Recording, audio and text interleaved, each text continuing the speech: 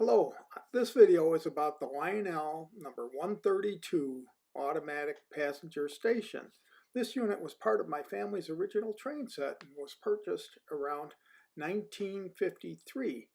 To make this operate, you install a section of insulated track, the center rail being insulated, where you want the train to stop.